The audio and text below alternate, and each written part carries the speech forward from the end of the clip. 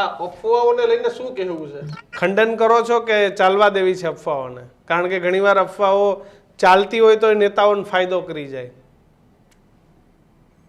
આજે અફવાઓ છે કે 15મી નવેમ્બર 150મી જનનાયક બિરસા મુંડાની જન્મ જયંતિ મારા ડેડિયાપાડામાં ઉજવાઈ રહી છે. એમાં દેશના વડાપ્રધાન શ્રી પધારી રહેલા છે. ત્યારે અગાઉ 30 અને 31 ઓક્ટોબર નરેન્દ્રભાઈ મોદીજી આ જિલ્લામાં હતા અને ફરી 15 દિવસમાં આ જિલ્લામાં આવવું પડ્યું. ત્યારે શું કારણ હોઈ શકે? ત્યારે એમાં બે કારણો દર્શાવવામાં આવ્યા છે. એક તો તમે કીધું એ પ્રમાણે કે ચૈતર વસાવા ભારતીય જનતા પાર્ટીમાં એ દિવસે જોડાવાના છે, અને બીજું કારણ એ કે ભગવાન બિરસા મુંડાની વિચારોની અમે ઉજાગર કરવાની લડત 2013-14 થી અહીંયા ચાલુ કરી છે, અને એમાં ઘણા લોકો પ્રભાવિત થયા છે. આદિવાસી અસ્મિતા અને બધી વાતો આજે થઈ રહી છે. ત્યારે એ જાગૃતતા આજે વડાપ્રધાનને ડેડિયાપાડા ખેંચી દોરી લાવી છે એવું હું માનું છું. અફવાઓ જે ફેલાઈ રહી છે, આપે લોકસભાની ચૂંટણીમાં પણ જોયું હતું, ઘણા દબાણો હતા અમારા પર ભારતીય જનતા પાર્ટીમાં જોડાવાના, અને આજે પણ ઘણા નેતાઓ અમને કહે છે કે ભાઈ ભારતીય જનતા પાર્ટીમાં આવો, વડાપ્રધાન શ્રીના હસ્તે ખેસ ધારણ કરાવીએ, તમને સારું પદ આપીએ.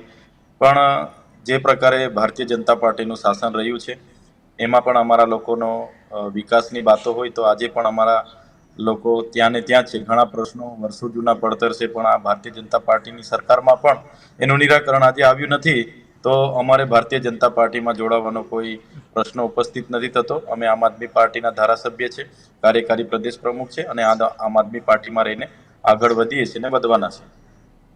ચૈતરભાઈ, એક સતત સમયાંતરે એવી વાત આવે તમે ભાજપમાં જોડાશો, ભાજપમાં જોડાઈ જવાના બાદ, તો આ વાત પર પૂર્ણ વિરામ કેમ નથી મુકાતું? ચૈતરભાઈને પણ મજા આવે છે કે ભાઈ ચર્ચાઓ ભલે ચાલુ રહીએ? ના, એવું નથી. એ લોકોએ જોયું છે કે જે પ્રકારે હાલમાં હું જેલોમાંથી છૂટીને આવ્યો છું, અને જેલમાંથી છૂટ્યા બાદ જે કાર્યક્રમો મારા થાય છે, તો એમને ડર છે કે આવનારી તાલુકા જિલ્લા પંચાયત હોય, આવનારી વિધાનસભા હોય, ચૈતરભાઈની કામગીરી અને લોકો સાથેનો વ્યવહાર, આદિવાસી અસ્મિતાની વાતો, આદિવાસી અધિકારીની વાતો, અને અમે કોઈ પણ વર્ગ હોય એને ગ્રાઉન્ડથી લઈને સદન સુધી એની વાત મૂકવામાં ક્યારેય કોઈ ખચકાતા નથી. સત્યની લડાઈ અમારી ચાલુ હોય છે. ત્યારે લોકો પણ એટલા જ અમારી સાથે જોડાતા હોય છે. ભારતીય જનતા પાર્ટી, કોંગ્રેસ, બીટીપીના ઘણા આગેવાનો, ઘણા પદાધિકારીઓ પણ અમારા સમર્થનમાં આમ આદમી પાર્ટીમાં જોડાય છે. તો ઘણા નેતાઓનો આગ્રહ છે કે ચૈતરભાઈને ક્યાં તો રોકો, ક્યાં તો જોડો.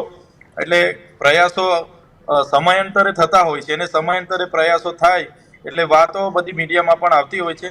પણ હું સ્પષ્ટપણે કેમ છું કે હું આમ આદમી પાર્ટીમાં છું, અને ભારતીય જનતા પાર્ટીમાં આવનારા દિવસોમાં હું નથી જોડાવાનો.